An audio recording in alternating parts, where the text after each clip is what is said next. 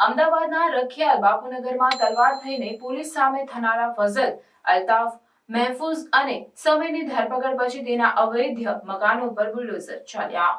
અમદાવાદના બાપુનગર અને રખિયાલ વિસ્તારમાં તાજેતરમાં થયેલી ઘટનાઓએ શહેરમાં ભારે ચકચાર મચાવી છે।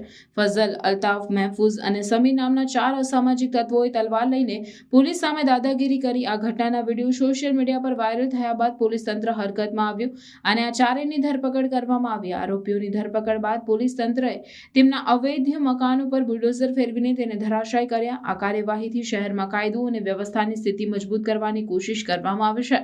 પોલીસ કમિશનરે જણાવ્યું કે કાયદો તોડનાર કોઈ પણ વ્યક્તિને છોડવામાં નહીં આવે અને આવા તત્વો સામે કડક કાર્યવાહી કરવામાં આવશે।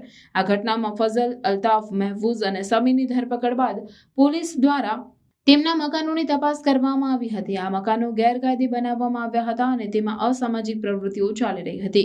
બુલડોઝર ચલાવવાની આ કાર્યવાહીથી સ્થાનિક લોકોમાં ભયનો માહોલ ફેલાયો છે અને કાયદાનું ભાન થયું છે। આ ઘટનાએ શહેરમાં કાયદો અને વ્યવસ્થાની સ્થિતિ પર પ્રશ્નો ઊભા કર્યા છે। પોલીસ તંત્રએ જણાવ્યું કે આપણે કાયદો અને વ્યવસ્થાની સ્થિતિ મજબૂત રાખવા માટે તમામ જરૂરી પગલાં લઈશું અને આવા તત્વોને કડકમાં કડક સજા અપાવીશું।